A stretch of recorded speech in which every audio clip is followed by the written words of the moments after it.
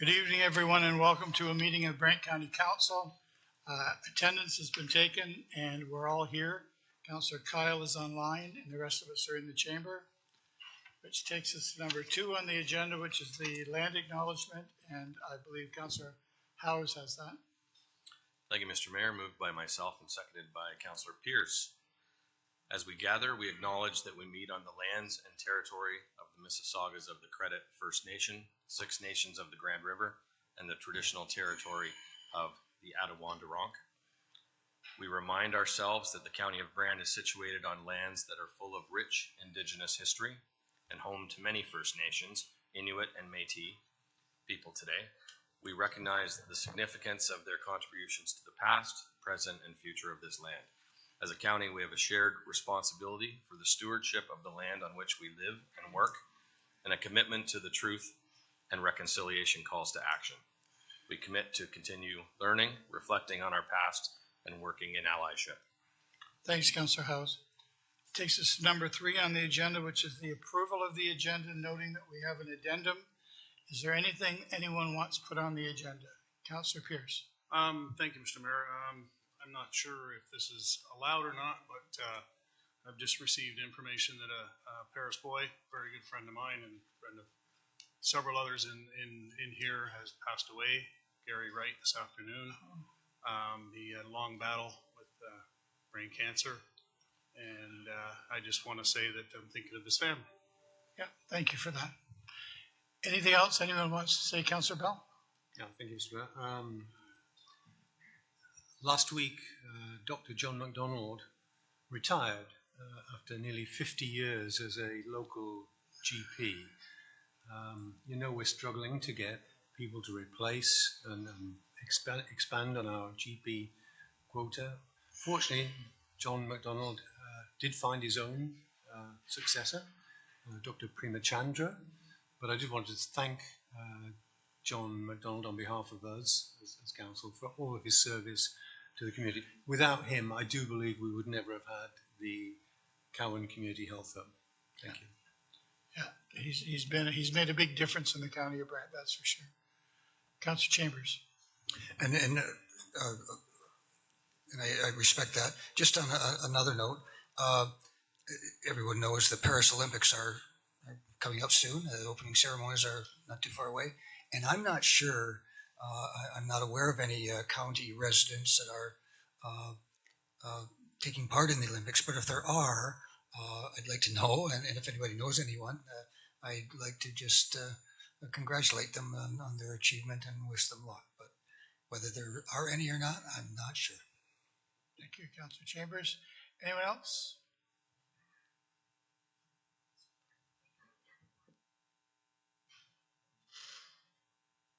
Oh, I've just been told by the clerk that we're moving up 10-1 to be heard right after the delegation. Okay, with that being said, I need Councillor Garneau to take my agenda. Thank you, Mr. Mayor. It's moved by myself and seconded by Councillor Howes that the County of Brant Council meeting agenda and addendum as amended for July 23rd, 2024 be approved. All those in favor? Thank you. Takes us to number 4 on the agenda, which is the declaration of pecuniary interest. Does anyone see any? Seeing none, we'll move right on to the delegations, and that's Luke and Bethany are going to come up and they're going to present.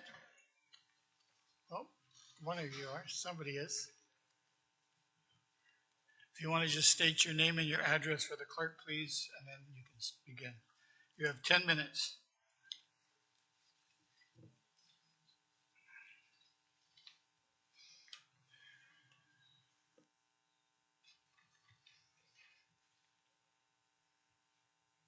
And before he begins to speak, everyone has a copy of this in front of them, which explains everything we're going to be talking about in the next few minutes. Go ahead whenever you like. My name is Luke Anderson. I live at 437 Highway 2 in Princeton. What brings me here today is I'm following the steps of getting a loan for the Ontario Tile program. Basically, I filled out the application For the loan, Form 6, explaining what I'm doing, basically tiling 35 acres. It's approximately $2,000 an acre. And I am following the steps of asking for approval from you guys in order to qualify for the Ontario Loan Tile Program. Total cost of the project is going to be $70,000. I will be paying 25% myself as per the requirement of the Ontario Loan Program. Basically looking for a $52,500 loan over 10 years. That's what I'm asking for. So. Perfect, thank you. Anyone have any questions to the presenter? I can't, Councillor Miller. Sorry, so you need a resolution from council?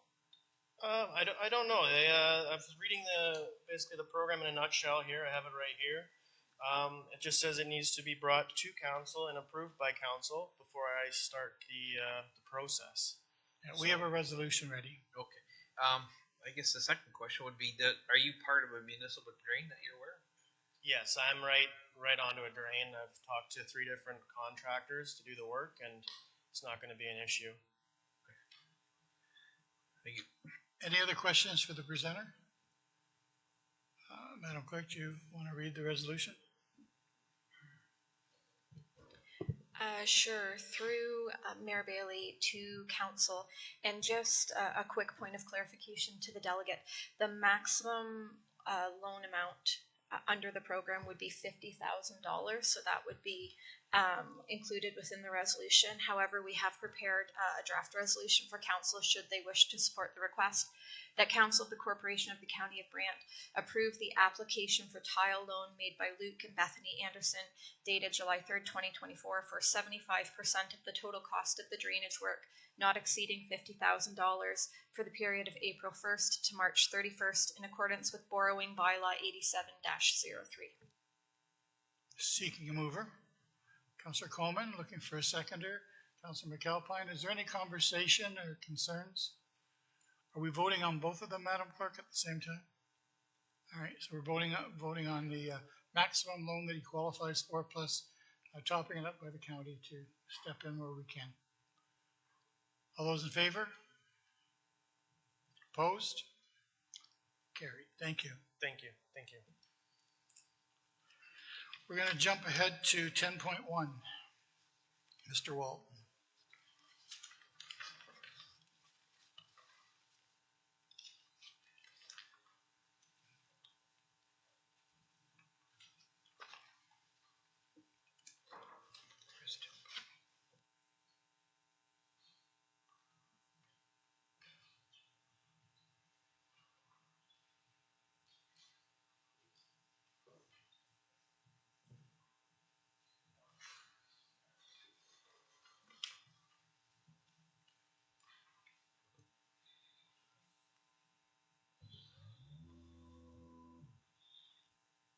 Mr. Walton. Through the mayor to council.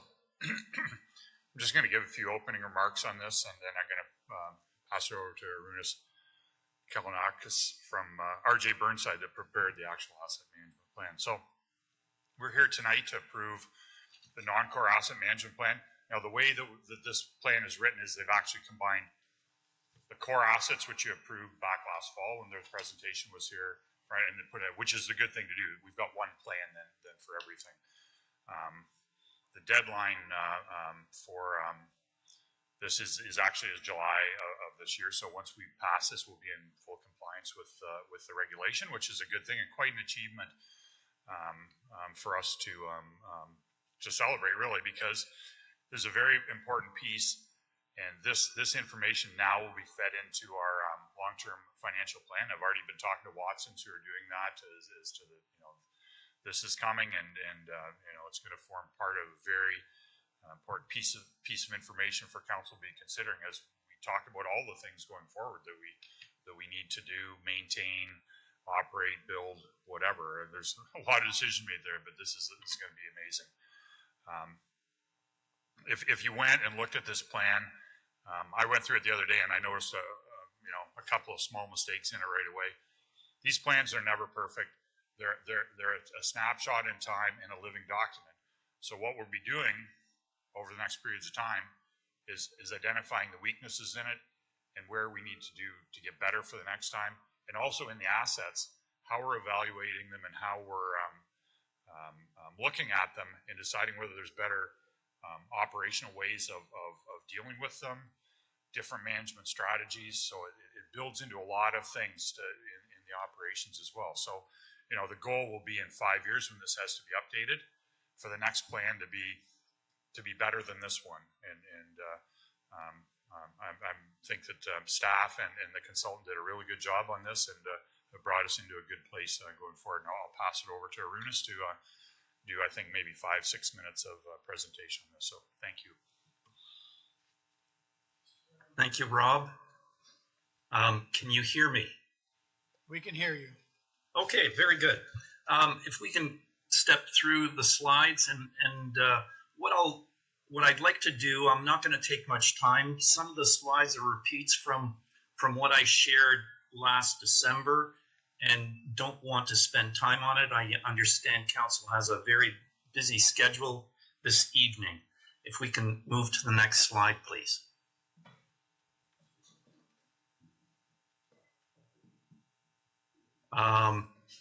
This is just an outline. Can we move to the next slide, please?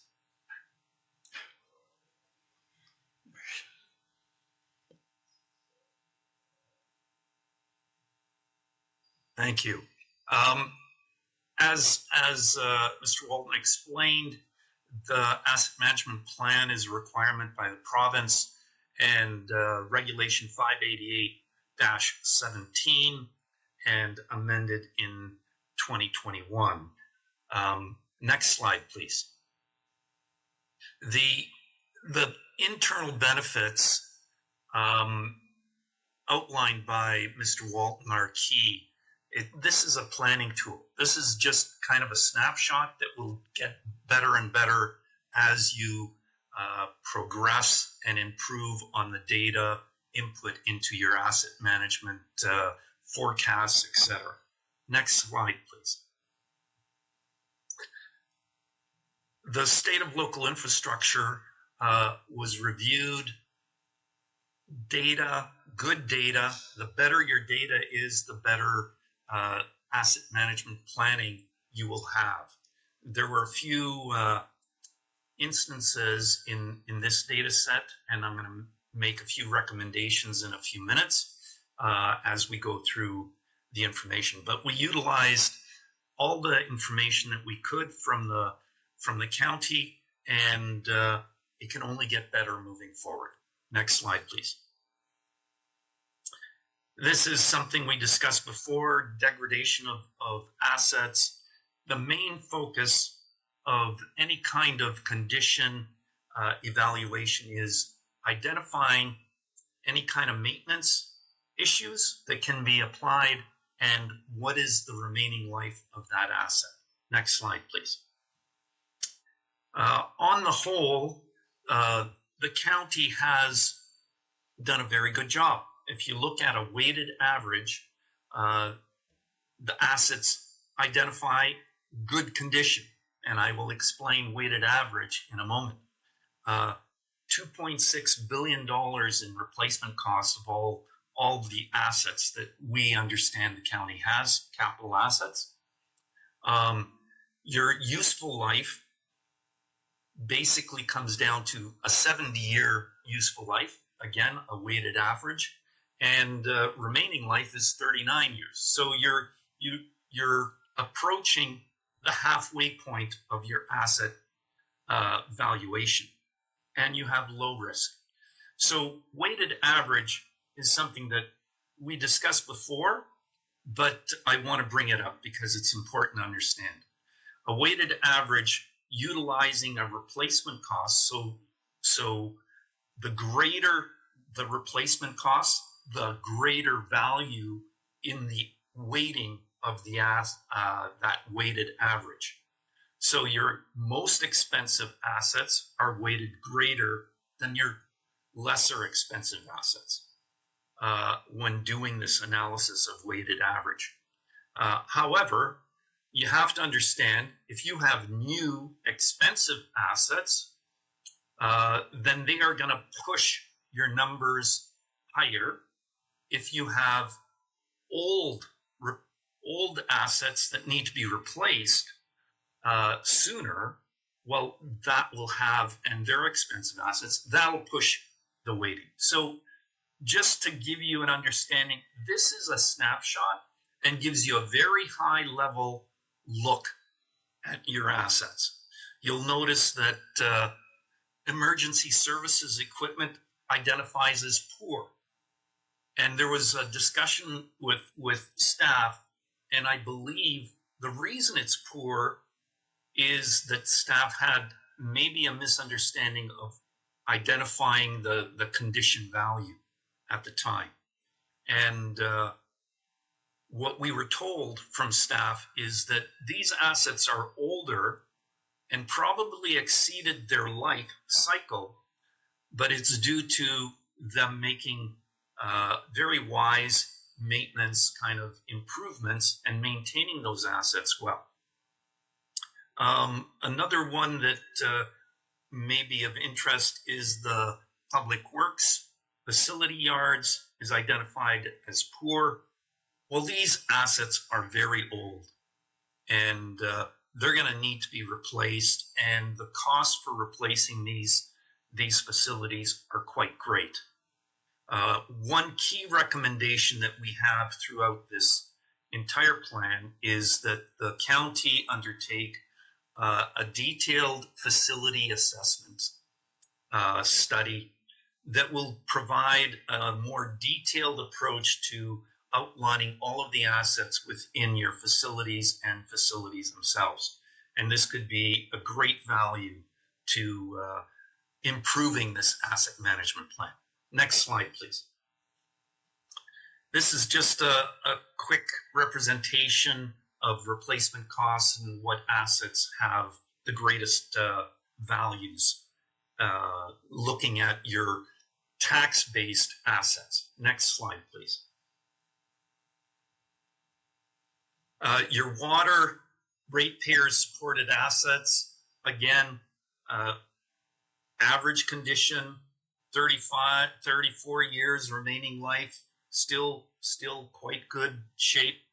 Wastewater assets, again, high level information. Next slide, please. Level of service are a key to how you maintain and provide the service level to your constituents and public. And being able to identify with this on a regular basis and improve the, as Mr. Walton said, operations, and maybe looking at different ways of operating to improve and extend the life of these assets is key. Next slide, please. This is just a graphical explanation of what I've just explained. Taking smaller amounts of money on a regular basis to maintain assets will give you, for the most part, for most assets, a longer life at a better service level. Next slide, please. Our strategy, asset management strategy, went into looking at all kinds of things, not just condition, but age and risk levels appropriate to those assets and levels of service. Next slide, please.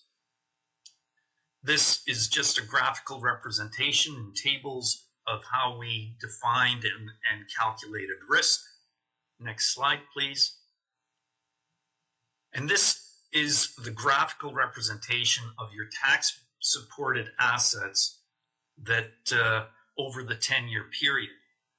You'll see up front in your now period or first year period, a huge amount of value here that needs to be replaced. Is that real? Based on the information we received, this is what we found. Upon review, I would suggest that the county review some of the condition values, some of the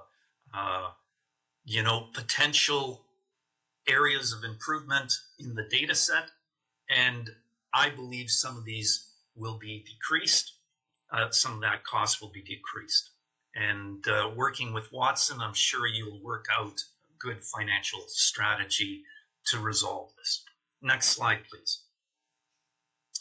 This is the same kind of thing for your water and wastewater assets. Next slide, please. And our recommendations, to receive and approve the 2024 County of Brant Asset Management Plan, that Council consider the 2024 Asset Management Plan during annual budget deliberations, that the plan be updated as required and as the county's priorities change, and that the county review asset data to ensure it is complete. Next slide, please. And if you have questions, I'm happy to answer questions. Thank you, Mr. Brown. Before we go to questions, can I get someone to put it on the floor just so we can talk about it, please? Councillor Pierce, Councillor Garneau. Okay, so are there questions to the presenter? Councillor Bell. Thank you, Mr. Mayor. Through you to our presenter. The slide you have called Asset Management Strategy indicates $281 million required over the next 10 years. Is it reasonable to assume then that we should be allotting $28 million a year for the next 10 years in our long-term financial plan? Yes. Lovely answer. Thank you. Appreciate it. That's great. Thank you. Councillor Miller. Yeah, thank you, Mr. Mayor. And I think we did discuss this when you were here last. When you show us the infrastructure, everything's weighted. It's a weighted average. But you're well aware that a lot of things got built in the 60s and 70s. Is that a problem for us? I'm thinking particularly of bridges. A lot of them seem to be built at the same time. Could we run into a bit of a difficult period over a few years where quite a few of them have to be replaced? Again, the answer is yes. The challenge when you're trying to summarize all of this information into kind of bite-sized pieces is, many use this weighted average, and you are correct. You do have older assets that are going to come up, and you will see them in that 10-year period. Many facilities, a few bridges. But let me give you another example. In particular with bridges, every 2 years, you'll do an assessment of the bridges. And every 2 years, you may have a bridge that comes up and indicates that the condition is, maybe around 50%. And 2 years later, you'll see that the condition is still 50%. And then 2 years later, you may still see it's 50%. So sometimes it depends on, with respect to a bridge, what kind of volume of traffic, what kind of weight is being put on these bridges. I'll also tell you that some of those older bridges are going to last longer than some of the younger bridges. The concrete was different, and as long as the weight on those bridges hasn't changed much, in other words, the traffic volume, the types of vehicles, the challenge in most of Ontario is bridges are being taxed by heavier and heavier farm equipment, and therefore degrading faster and faster. What I will tell you is, as you move forward, as you start looking at condition values and assessments year after year, you will be able to better understand what is that degradation curve or that degradation of that asset. And I believe moving forward, that is something that I would recommend staff to start looking at. In particular, those critical assets for the county. And that's why I believe the province is doing this and enforcing this 2-year period to inspect bridges. I hope that answers your question. Yeah, no, that's a good answer. I appreciate that and good advice for staff. Yeah, my concern, you talked about the bridge. You assess it 1 year, it's at 50%. My concern is then the next year you assess another bridge that's not too far away and it's at 50%, and then a bridge that's not too far away from that's at 50. That's my concern, is that they kind of all pile up at once. But I think maybe that's just something we have to be cognizant of, that could happen. If I can, Mr. Mayor, one comment. On that point, that is why it's so important to continue to put value or put dollars towards reserve accounts. And I'm sure this is something that Watson will pay close attention to and present to council in their long-term financial strategy. Okay. Yeah, no, I appreciate that. That is good advice as well. Healthy reserves. Mr. Walton. Through the mayor to Councillor Miller. On the question about bridges, just a couple of things. Through the Transportation Master Plan, as you know, through a couple of delegations we've had recently, we actually have a plan there of considering some of the bridges that come up as for some reuse or a different strategy for them to help reduce our costs. We're looking at strategies to lengthen the useful life of the bridges. And through our 2-year inspection of bridges, we actually do have a 10-year program laid out for managing the bridges. So I think that's one asset group that we have really a very good strategy. But you are right. Those bridges built in the 50 to 60 years ago are coming. There's a whole lot of them, and they're coming due at the same time. But we've got to make some good decisions as to how we strategize for the next, I'm going to say 20 to 30 years. We're not at the wall quite yet, but we're getting close to the wall. Thank you. Any other questions to Mr. Walton? John McAlpine. I'm just curious, how much money do we set aside currently per year, roughly, for capital management? So if by this means we're looking at 28 million a year that we're going to need to spend, but I'm assuming we've spent a significant amount presently. Through the mayor, Councillor McAlpine, I just don't have that number off the top of my head, but we certainly can provide it. I just don't recall what it is. I would suggest that 28 million is higher than what we're spending, but no, it's not like double it or anything like that. That's for sure. Any other questions? Seeing none, we have a resolution in front of us. If I could ask the clerk to read it.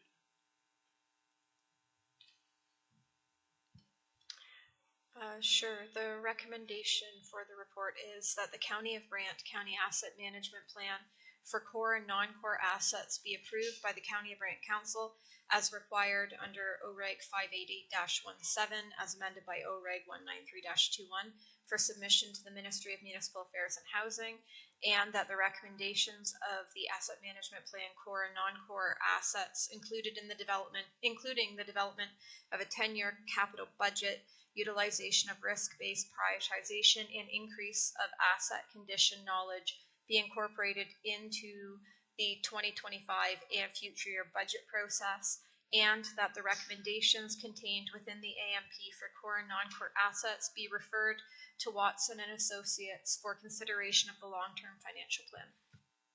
Are there any questions? Before we call the votes on the floor, it's been seconded.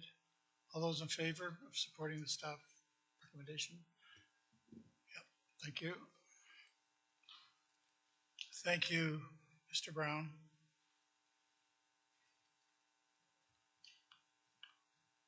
Takes us to number 6.1 on the agenda, and that's the adoption of the minutes from the previous meetings. We have 2 sets of minutes, June the 25th and July the 9th. Councillor Pierce, you have those?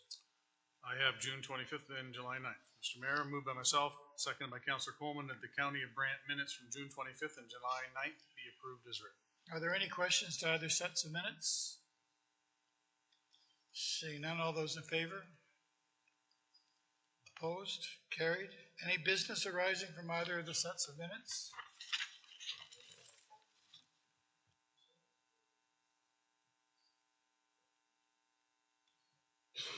Yeah, which takes us to number 7.1, which is something that we deferred to council from the June meeting, and that's the piece about the library versus the fire hall. Is there any other discussion for that? It's on the floor, it's been seconded, it just needs a vote. Is there any more conversation to 7.1? All those in favor? Opposed? And carried. Thank you. Number 8.1 is consent items. Councillor Chambers, you have those? It's moved by myself and seconded by Councillor Howes that the items 8.11 to 8.15 be approved. Councillor Miller? A couple questions on 8.1.5. All right. So what we'll do, is there any other, Councillor Bell? Yeah, 8.1.4. 8.1.4 and 8.15. Any other questions on any of the others? Seeing none, we'll call the vote on 1, 2, and 3, please. All those in favor? Opposed and carried. Now we'll speak to number 4 first. Councillor Bell. Yeah, thank you, Mr. Mayor. I've read the report and I'm troubled that we should be thinking about moving a very loud, very well attended event from Lions Park, a very open space, well suited for this kind of concert event, to a location which is essentially downtown in very close proximity to a lot of people. In fact, almost just at the back of the 80 Willow Street complex.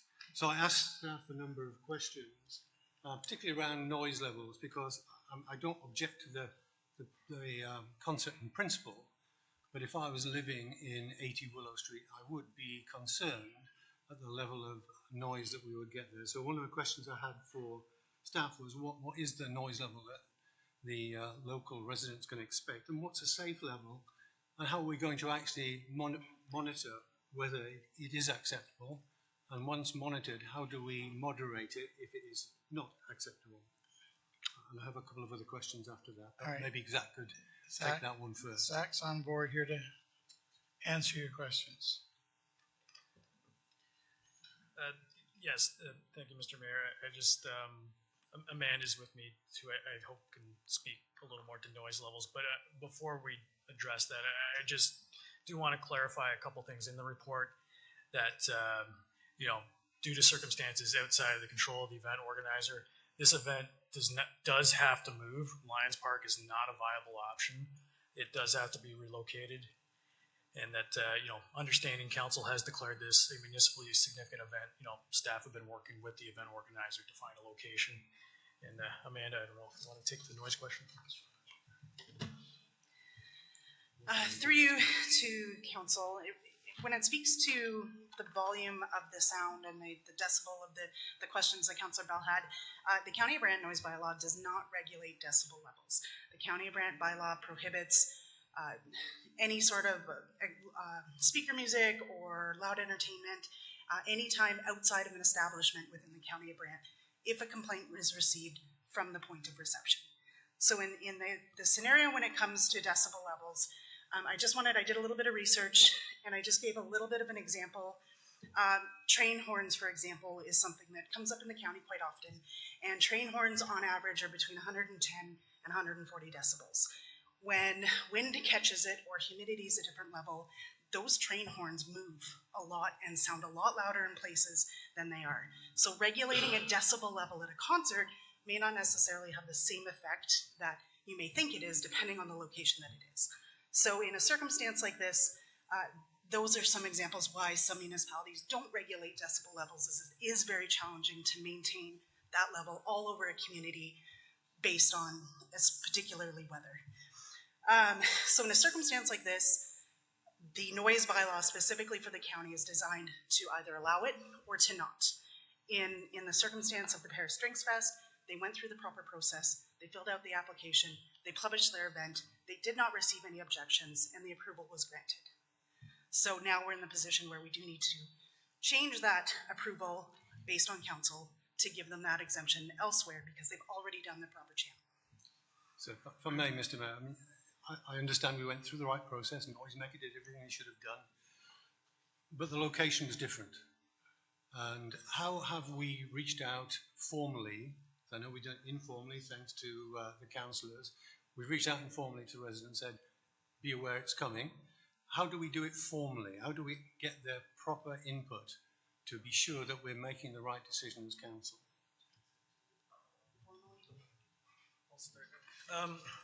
Yeah, so through the chair, and sorry, I forgot to acknowledge Tim from Noisemaker is in the room tonight. If there is an opportunity to, pose questions directly to him, but I think the reality is we're outside of the ability to go through the proper channels here. I think we can certainly work with the event organizer and provide notification and let people know this is coming. But unfortunately, we're less than a month out, and we kind of have to make a decision on proceeding with this or not. So are we circumventing our own process here? Are we actually denying local residents the opportunity to formally give their opinion? I can answer that through the chair. The County of Brant noise bylaw allows for two processes for approval of a noise exemption. It's either granted through a noise exemption application, or the applicant can come to council, or staff can bring forward to request that council approve the event as an approved event. And so there are two processes in our bylaw that allow for this process. So we're not circumventing it, we're utilizing the second option that, truthfully, yes, do not have more of a public option. However, we don't have the time to go through that formal public process. So it's where I struggle. I mean, we seem to be being forced by a matter of timing to have to circumvent what I think we're circumventing our own process, because I fully accept we went through the right process for the location across the river.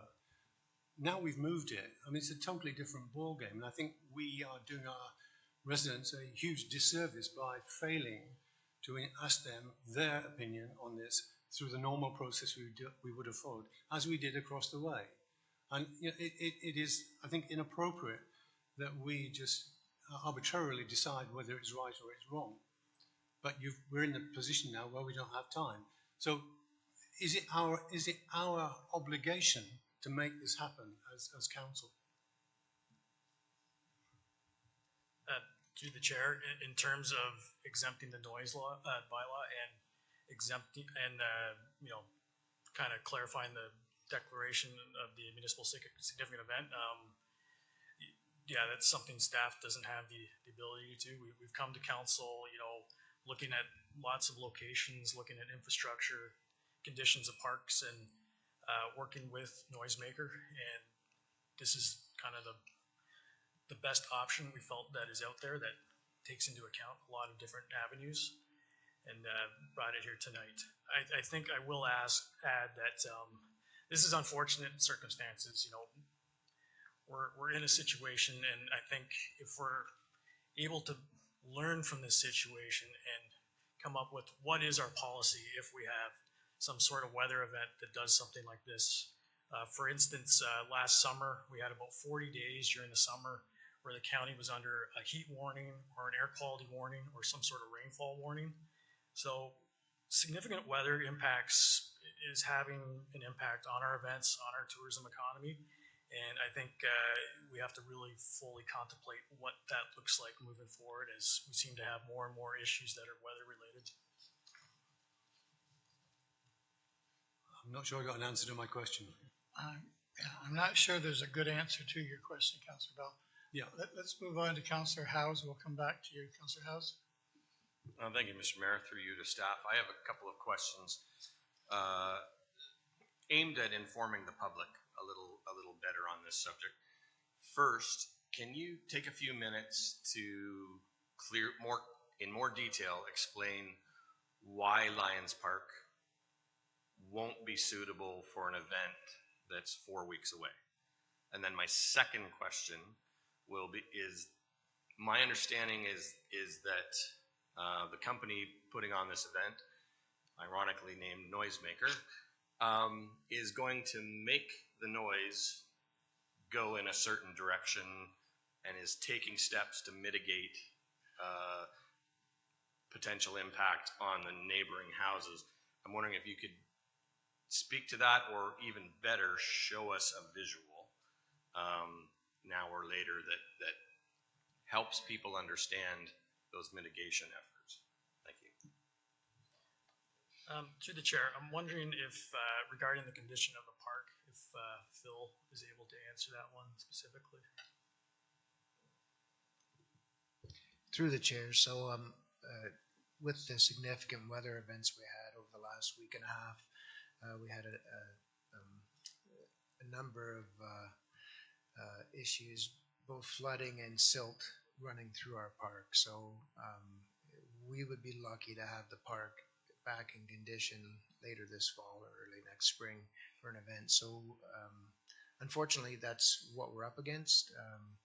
I know that we've been working with the developer on mitigation plans, and I think we're going to do our best. I know our staff have already did a lot to get the pool and splash pad running again, and as expeditiously as they could. But we've got trail washouts, we've got silt throughout the park, and really, it's just not suitable, unfortunately. And that's what we're up against. So I know my staff looked at a number of locations with the event organizer, and every location had its pros and cons, and we felt this was the best location under the circumstances that we could help them put on a decent event, but not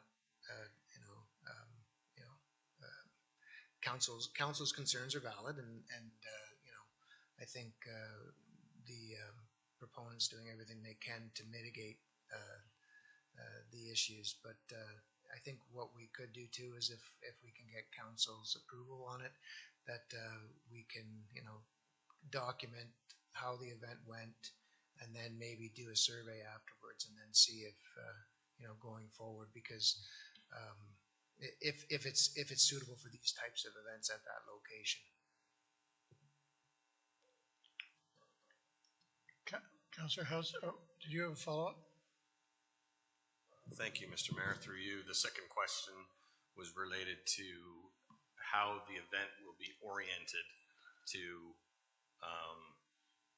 mitigate the noise away from the residential area.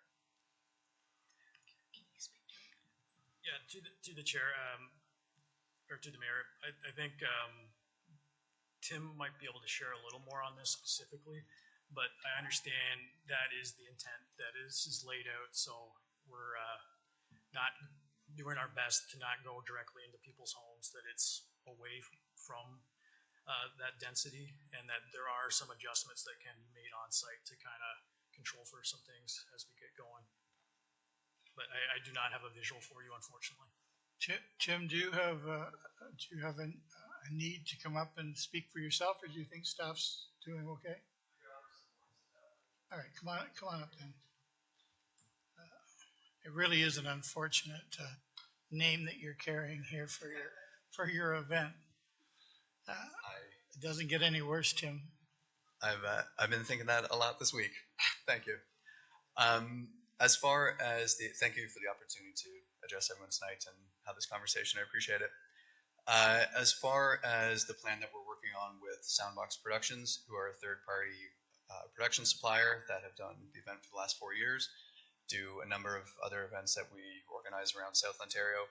We're putting together a plan with them and with county staff about how we can lay out the Paris Drinks Fest event at Sillaps on the Diamond. There's a few measures we can take, including changing the PA, the actual speakers on the stage, which are projecting the music.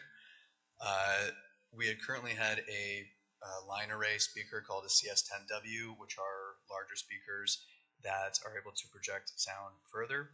We do have that at Lions Park because it's quite a long park compared to Sillaps, which is a bit wider. The problem with the larger speakers is that the line arrays have a significant angle to them, where they're intended for the people in the front row and then further back from the event site. So we're moving to a smaller PA, which allows us to angle in different directions, so people have a better ability to hear the music closer to the stage within a more defined area than a larger PA, which would just develop more sound from the origination points. And as was mentioned earlier, that can travel more with wind, with different weather elements attached to it. Laying out the park so the origination of the sound is in the most wooded area, which is the northwest corner of the Syllabs Diamond. That allows the trees to absorb a bit of the sound coming off the stage. That's where the least amount of houses are in that area. It basically nudges up right against Syllabs, which will not be in use at the time at the community center except for our event. We've positioned our event tents, which are quite tall around the festival site, in a way that they will actually create a natural barrier for the sound. There's a tree line at the skate park, which will help absorb some of that sound as well before it gets to the homes. And by pointing the stage in a certain direction, it allows the remainder of sound to travel over the businesses that front onto Willow Street, which includes, I believe, the daycare, which is only open for an hour during our event, the tattoo parlor, and Juniper, who will actually be serving at our event. So they haven't minded the noise for the past few years, and I don't think they'll have an issue with it during the event. And just working with our team at Soundbox to monitor the system, which is part of the service they require. There's a question about how the volume is actually measured. They have instruments that we've added to our package as well, where they'll be able to monitor the sound in the area coming off the stage organically, as well as a microphone type system at their location, reading the current level of sound. So if we need to adjust it up or down, that can happen in real time. If we set the level and it's exceeded, they know automatically to bring it down. So we have real-time information on what decibel levels we're getting in the park. That's great. Thank you. Councilor Miller, do you want to speak to Tim while he's up here? Or? Yes, a couple questions. You kind of answered the one. Obviously, it's an outdoor event. There's just no opportunity to host it inside the Syllabs Center itself. No, the Syllabs indoor area is not big enough for the event. Okay. Second question, August 16th, 17th, 9 a.m. to 11 p.m., that's 14 hours.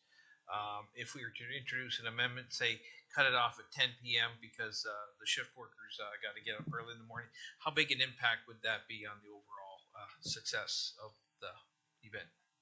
It would alter it in a couple different ways. We might have to open the doors earlier on both the Friday and Saturday. And just for the record, the noise we put in the application to start in the morning, because they have to turn the PA on, which has noise attached to it. There's sound checks, which is mostly levels on stage, as they've already tuned the PA for the front. So really the event starts at 5 p.m. on Friday, August 16th, and 3 p.m. on Saturday, August 17th. We don't have music starting right away. I believe the first artist on the Friday is 5:30. The first artist on the Saturday, I believe, is 4:30. So it is a smaller window of time. If that were the case, we'd have to reduce some of the times the artists have to perform, narrow the breaks they have in between, which would actually create a longer sustained amount of volume rather than having the 30-minute breaks that we've built into that structure.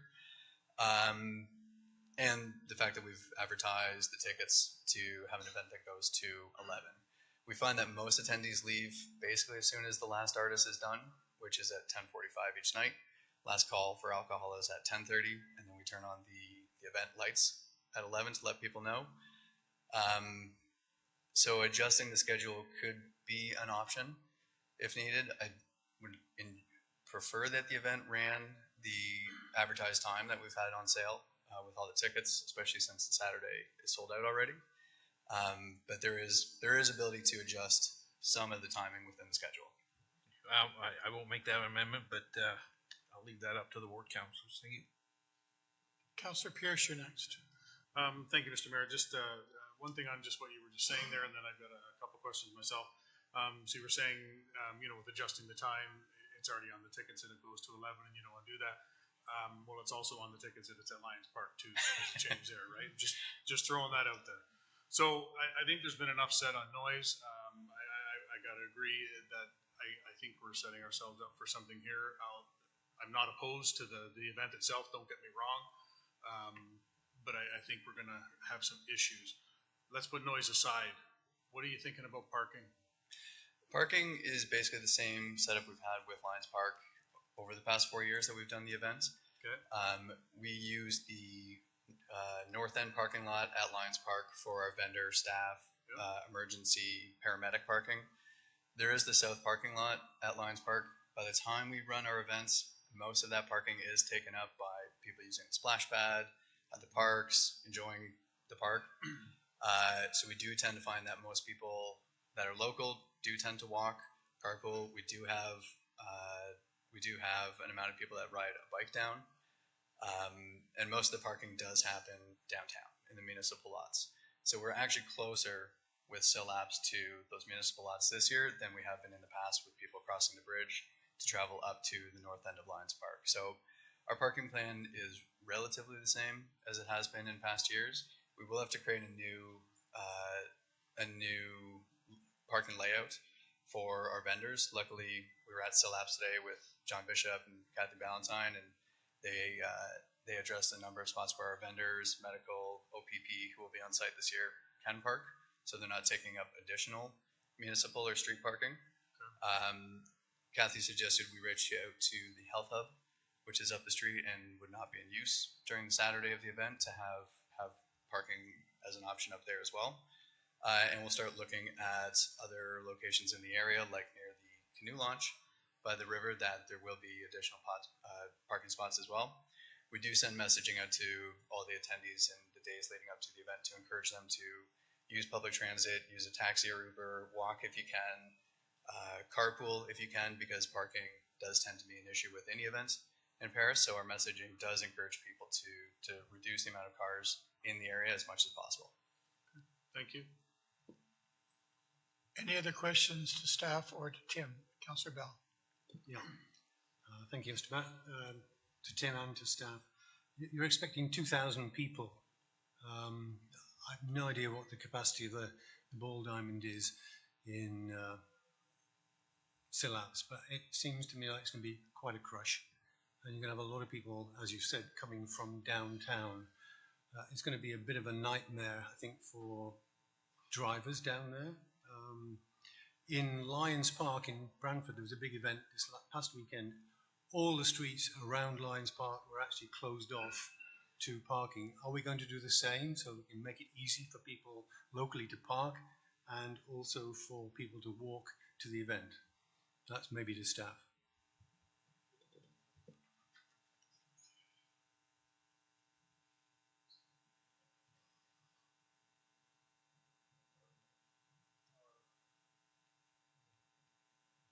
Are you flipping a coin? Sorry, Mr. Mayor, could you repeat the question, Councillor Bell?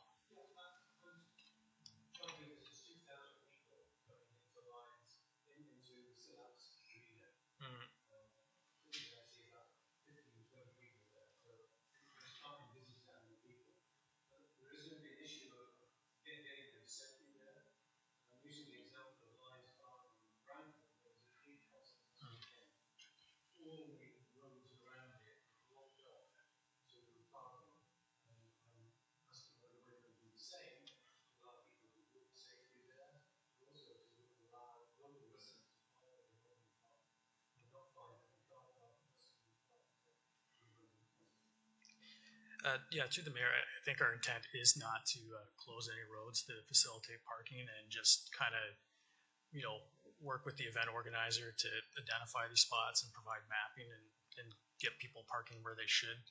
And then I think, kind of a new element this year, we're having more OPP paid duty officers at our events to kind of, help with traffic flows and that type of thing. And that was already in the works for Lions Park, but there will be a requirement for 4 officers there to kind of help guide on the site, getting people around.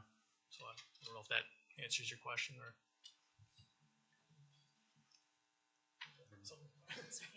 Through you, Mayor Bailey. Councillor Bell, one important note to mention, in this current area, we do have the river access area. So there's already permitted parking only on the surrounding streets to SILAPs. There's prohibited parking wholly on William because of the intersection that we implemented, and there will be some parking available on Willow should they want to go that far, but most of that parking is already taken up by the neighbors that are there already. So there won't be an opportunity for a lot of these that are attending to find any parking. Part of the discussion that we were going to have was to create a map that identified to the visitors where they could and couldn't park, which specifically included the river access points, because as we know, that's a program that we've been running now for 3 years that will be heavily enforced in that area.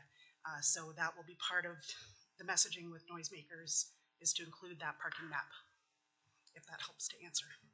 Okay, thank you.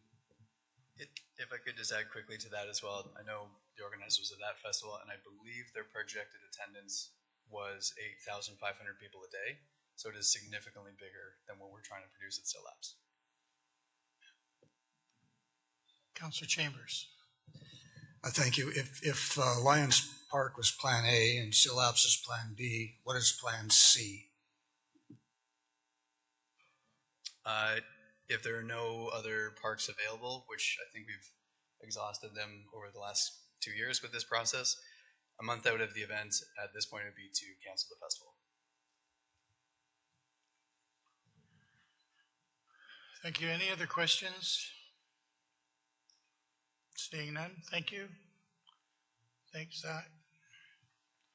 Okay, so what's in front of us then is whether we support the special events amendment for noise. Oh, I'm sorry, Lucas? Through the mayor, sorry, not a question, just a comment. Over the weekend, I did receive quite a few responses from residents and also from our BIA and both of our chambers of commerce about my post as related to this event. I think it's important to highlight as well for, in particular, businesses downtown Paris here, which are preparing for the downtown dig next year, that $800,000 to $1 million worth of economic impact is very, very important for those businesses as they prepare for reduced income next year. And additionally, in the feedback that I have received, while of course there has been some comments of people who are not too pleased over in my neighborhood in the flats there with having the event nearby, there's people who are equally as pleased that Songbird Lions Park is not in their backyard, and just as many people who are happy to have the event regardless of where it is. Thank you, Councillor Oakley. Councillor Bell. Yeah, two small comments. One from one of Councillor Oakley's residents who works with the Legion, and not long ago a citizen called bylaw one Saturday afternoon because of the noise levels at the Legion and had them shut down. So it kind of sets the level of which people are comfortable in that area. So I think this will be many times more. It will be much amplified. Second question, really, I think it's to Zach. I've been told that there's $1 million economic impact to Paris and the county from this event. Now that would imply if there are 4,000 people coming, every one of those people coming is going to spend the equivalent of $250 each, which I find a little surprising. So I would appreciate if Zach could explain how he derived the $1 million economic benefit.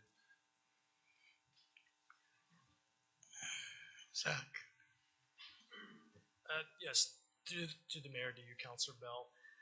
Yeah, so in previous years, staff have used the province of Ontario's Tourism Regional Impact Economic Impact Model, and at the end of the day, you know, it is a model. You're taking kind of an understanding of how many people are attending the event, how far away are they coming from, and it kind of comes up within a calculation. And based on information provided from Tim previously, the number we've come up with is $800,000. When we look at some of the other events around the county, you know, it's not an apples to apples comparison, but say the 55 plus games where that was, you know, $1.1 million. I don't think it's, I think it's a good guess. You know, it doesn't answer all our questions, but it is using kind of the accepted terms to the Ministry of Tourism, Culture, and Sporting events that kind of come up with that figure. I find it very difficult to imagine that every one of those 4,000 people, on average, is going to contribute $250 to our economic activity. But if you have a model that says that, so be it. Before we call the vote, Alice, you want to speak to that? Thank you. Through your worship, I just want to add in terms of that modeling for this event in particular. It's also taking into account that this is in large part highlighting local vendors, so local producers of beverages that are served there, whether that be wine, beer, cider, and food as well. So that is taken into account in an impact model. It's not all individual spending. So just to provide a little bit of clarification on that. Thank you. Councillor House. Thank you, Mr. Mayor. And we are at the debate stage, not the question stage at this point, right? Right. Thank you. So through you, I was giving this a lot of thought since it first came up. And I was originally prepared to come into this meeting against relocating this event, and basically against us being in the big event business altogether, having seen the space at Lions Park wiped out twice in 2 years. However, my mind has been changed, and Councillor Oakley was part of that with his connections with the BIA and the Chambers of Commerce. Just because we are going into a challenging year next year for our downtown merchants with the big dig, I am much more open to the idea of anything that will bring 2,000 people a day into our downtown area, with the hopes that they might spend some portion of $250 each, or at least be introduced to our community and maybe come back another day. So I support this, and I'm looking at this very much as an experiment. And I know there will be people who hate it, and I know there will be people who love it. But as we go into 2025 with the challenges downtown, we may want 10 of these events next year. And the only way we know and learn is to give an event a try. So I'm in support of this.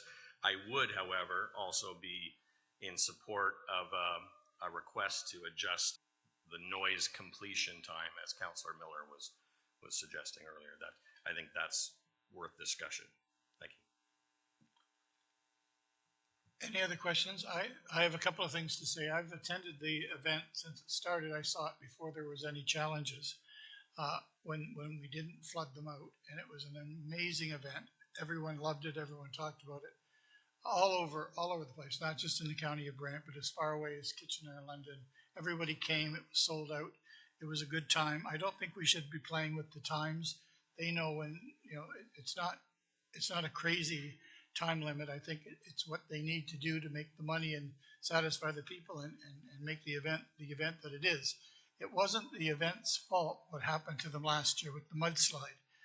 That was certainly no one's fault, and we scurried. We tried to get them somewhere that was suitable, and this year is the same thing. I think, as Councillor Howe said, this should be an experimental year. We should keep our eye on the event, because it would be a shame to lose it because it's so popular, and they're sold out for 3 shows already. That's 3,000 people. I can't imagine that we would step on something that's successful just because. I mean, there are going to be people that don't want it in their backyard, but there's people, including me, that haven't been very happy with Applefest being next door to me for 25 years. But you get over it, or you go out for the day. You do something. You don't put 30,000 people in St. George without Applefest because you think it's too loud or too long, or you're done looking at apples. You don't do that. You're a member of the community, and you put up with what you have to put up with for the betterment of the county of Brant. So that's how I look at it. I would never speak against Applefest, and I can't speak against an event that brings 3,000 people to downtown Paris. I mean, there's going to be traffic problems, but who would have thought we would have had traffic problems at a butter tart festival? I mean, did we see that coming? I had to call the OPP to get out of the parking lot. So stranger things have happened. I think as long as we keep an eye on this, and next year we don't go through all this. We just tell them they can either have it or they can't have it. But right now, we are held hostage to our own situation. So I would hope that nobody would put the kibosh on this for something that hasn't happened yet. And I hope we don't mess with the times, because they've done this. It's what they do for a living. And as I said, it's unfortunate that his name is what it is, but really, you're in bad shape there, Tim. Councillor Kyle, you have something to say before I call the vote? Yeah, thanks, Mr. Mayor. Through you, just to echo some of the comments from Councillor Howes and Councillor Oakley. I'm also supportive of this. I think any of the questions I did have, both Tim and Zach and Amanda did a good job of explaining some of the things that they've done in order to mitigate and potentially make the transition to a new location easier and more palatable to the neighborhood. I think this is the type of event that, regardless of where you have it, if it's at Lions Park, it's in someone's backyard. If it's at the fairgrounds, which is private property and obviously not in our purview to send something there, but anything to do with the fairgrounds is in everyone's backyard. And I think one of the things that's worthy of consideration is that they're not requesting this be a permanent every weekend of the summer type thing. This is a one weekend event, a couple of days. And to the mayor's point, those that are really not wanting to hear that, if they head out of town for the week, maybe that's a good weekend to go to the cottage or head out on a road trip somewhere. Not saying they have to, but there are ways that you can avoid that if that's not your cup of tea. But again, it's not a rock concert. Having looked at the lineup of the music that they have planned, it's nothing like Crew Fest in Brantford, which was much more of a rock concert, and I can imagine would be a lot more bass and really loud and intrusive noise. This seems much more laid back and just kind of a nice general backyard listening type music. So I'm in support of it. To Councillor Howe's point, I think for sure to monitor it, use it as a test to see whether or not this is a good spot for something like that. And I am supportive of some sort of follow-up to residents just to see how they thought it went too. Because I mean, if it's overwhelming that no one ever do that again here, then okay, we know that. However, knowing and recognizing that we have a short timeline and we need a plan B for them, I am supportive of this option. Thanks, Councillor Kyle. Are there any other questions before we call the vote? So what we're voting on is to support, I'm sorry? Just approval of the staff recommendation. I was trying to make it much more than it was. Okay, I'm going to call the vote. All those in favor? Opposed?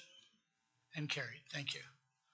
We're now going to go on to number 5, who separated number 5? It's been so long ago. Councillor Miller.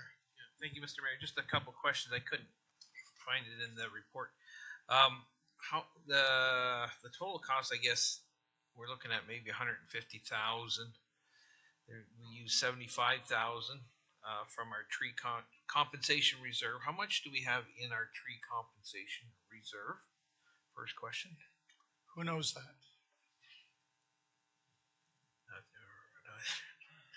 Trent, do you want to come up? Come on. You got to come up to the front, Trent.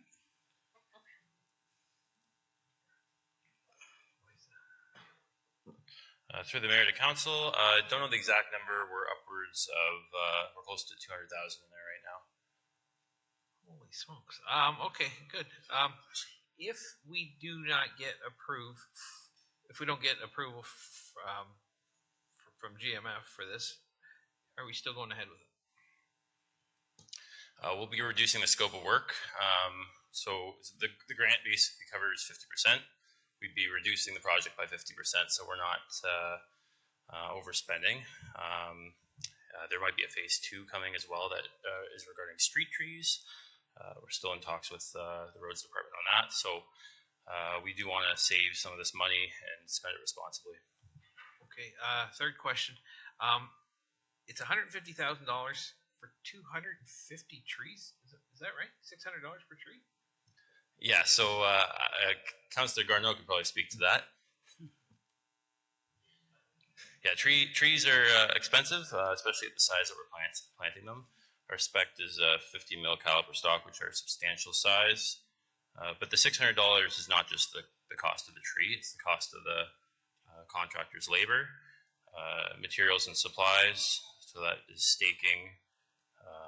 We're doing soil amendments if the soil is not so good. So we'll be adding fill, or not fill, but good soil into the tree pits.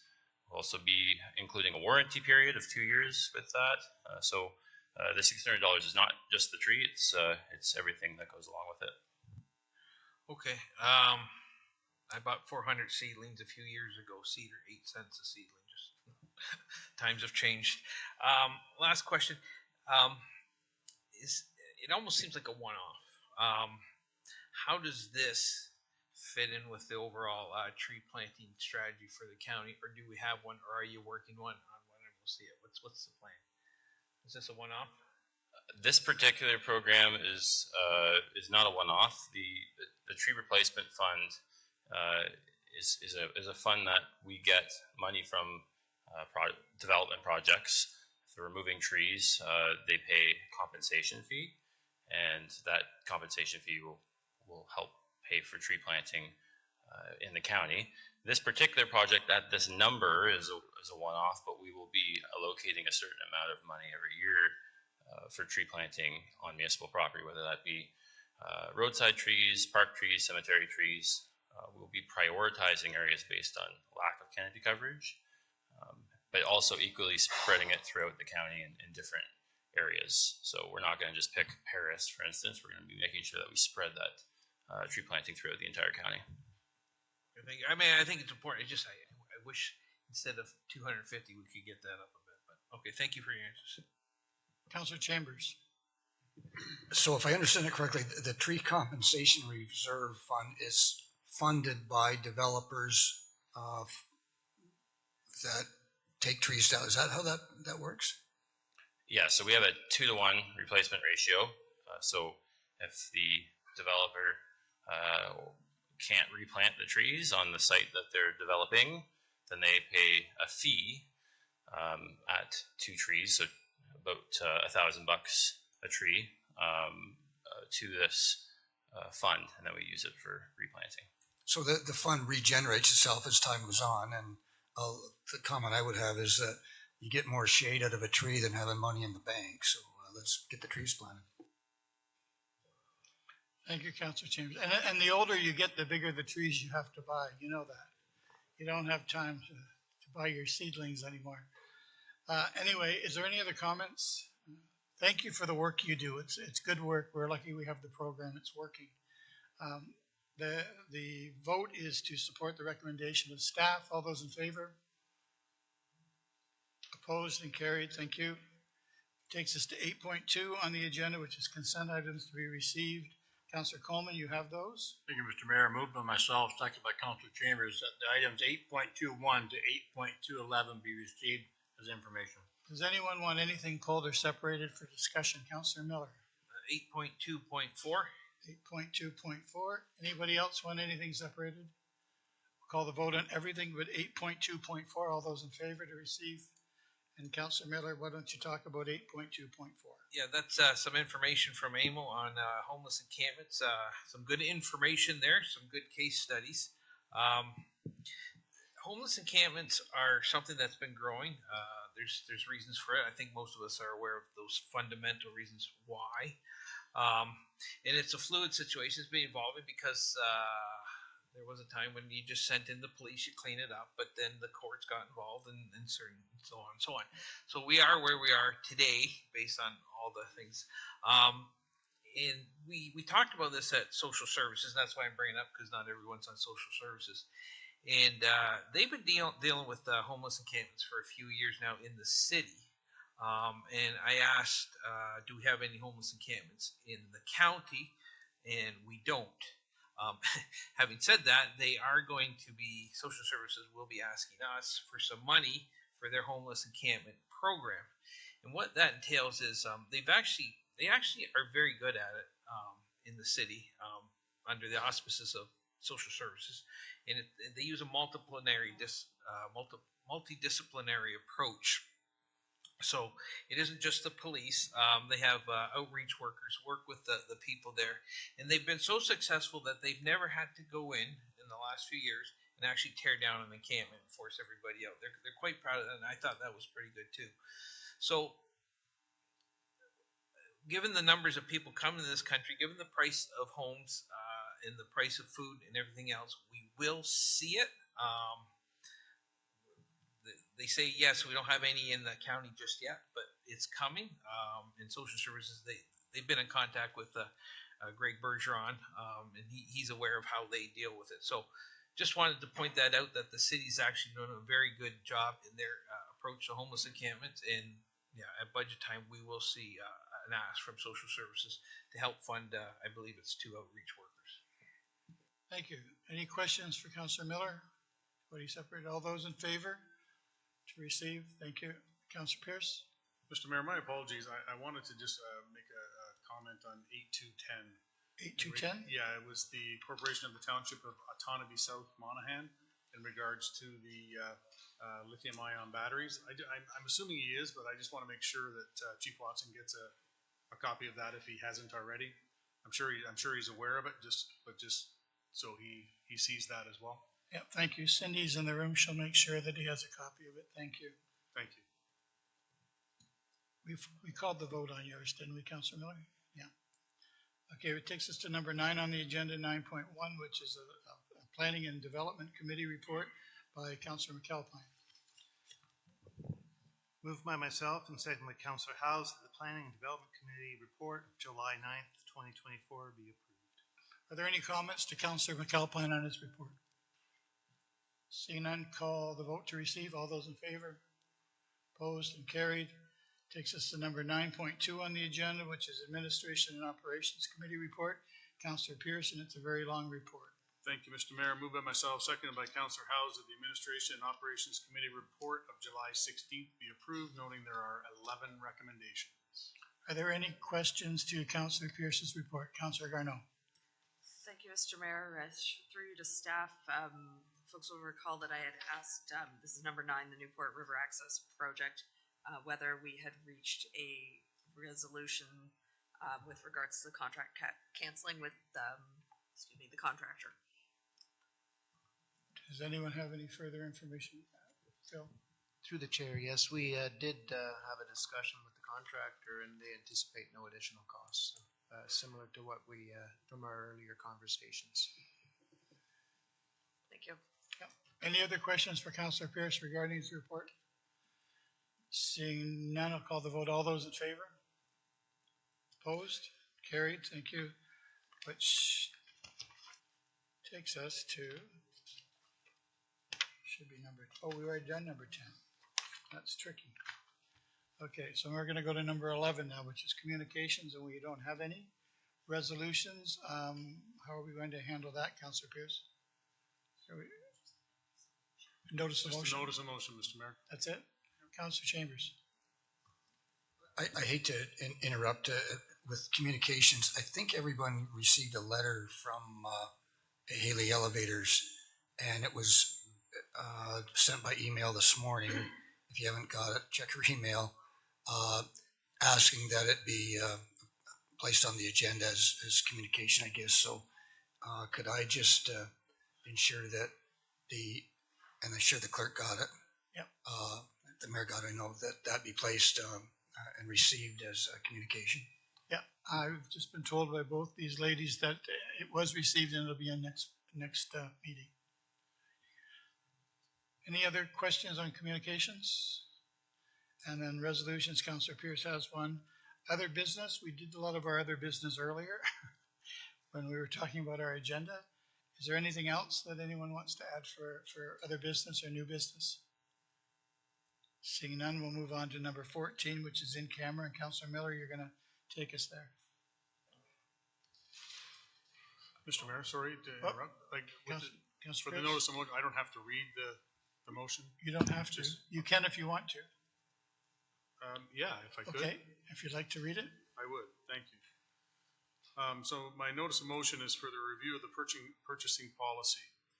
Whereas the County of Brant uses a pre-qualifying process for a list of vendors eligible to be considered for any RFTs, and whereas the lowest bidder from the list of pre-qualified bidders is then awarded the project, and whereas there are no other options to allow consideration for the county or council to look at include any past performance or other contracts awarded to the lower bidder, and whereas without considerations, the contract is simply awarded to the lowest bidder, but does not necessarily promote the quality of work we expect in the County of Brant. Therefore, the staff be directed to complete a full and comprehensive review of the county's purchasing tendering policy, thus that the awarding of any tender is not based solely on having the lowest bid, but also takes in other factors such as, but not limited to, the quality of all previous contracts completed for the County of Brant, and that staff ensure that a review/scorecard is completed at the end of each project to document potential issues with performance or any other part of that project. And also that staff review the pre-qualifying process, in that once you're on the pre-qualifiers list, there are standards and expectations and reviews to allow bidders to remain on the list and or possibly be put on a performance review or removed from the list altogether. It's not just once you're on the list, you're on. And then finally, the council be made aware of what qualifications are considered in being eligible for the pre-qualified list, and that any changes to the pre-qualified list vendors as they happen, noted via a Friday file. And I'll Okay. be bringing that next week. There you go. So now we're very much aware of what the notice of motion is going to be about. This is not the time for comments or conversation. And thank you for reading that. And we're going to move right on to in camera. And Councilor Miller, you're going to take us there. I'll take you anywhere you want to go, Mr. Mayor. Thank you very much. I'll hang on. Well, in context. Moved by myself, second by Councilor Oakley, that Brant County Council convene in camera to discuss matters about an identifiable individual, Brant County OPP Detachment Brant Board Community Representative application, and a proposed or pending acquisition or disposition of land, that being 50 High Street. All those in favor, hang on, we're going. There you go. Thank you.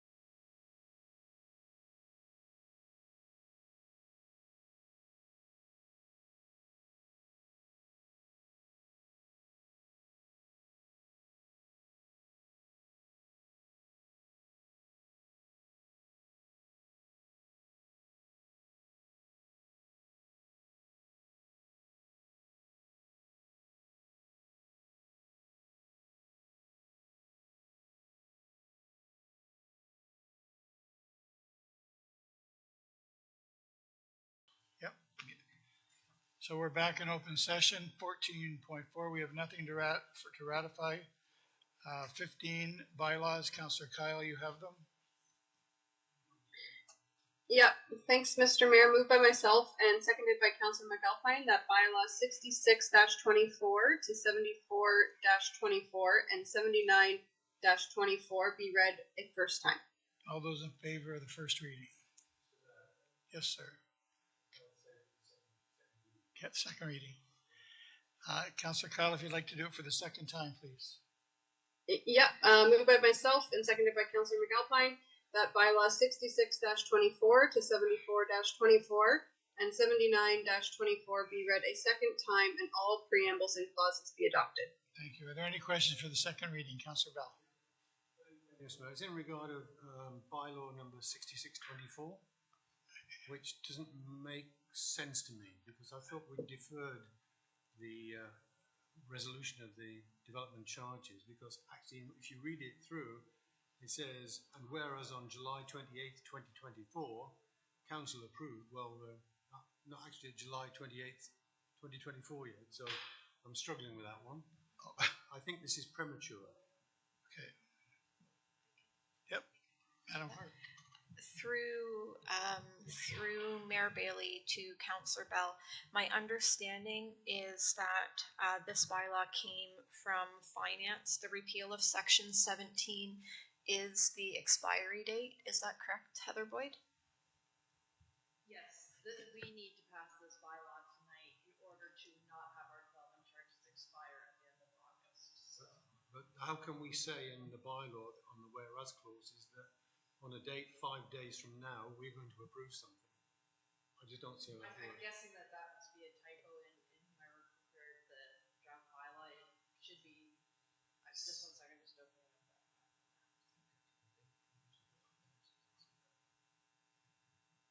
Good for you for catching it, though.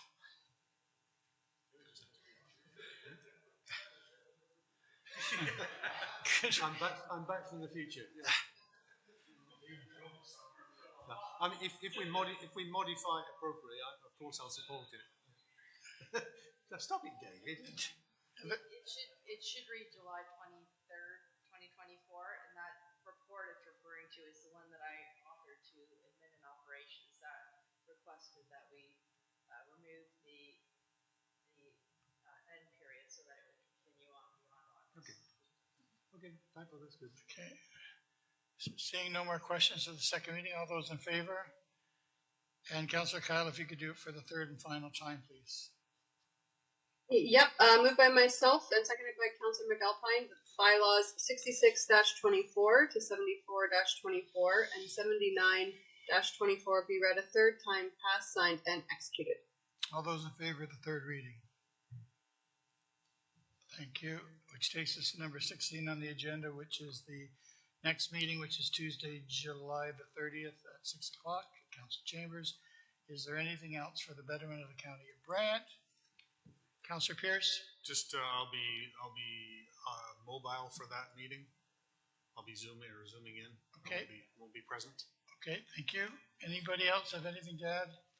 Seeing none, who's going to adjourn us? Councillor Pierce is going to adjourn.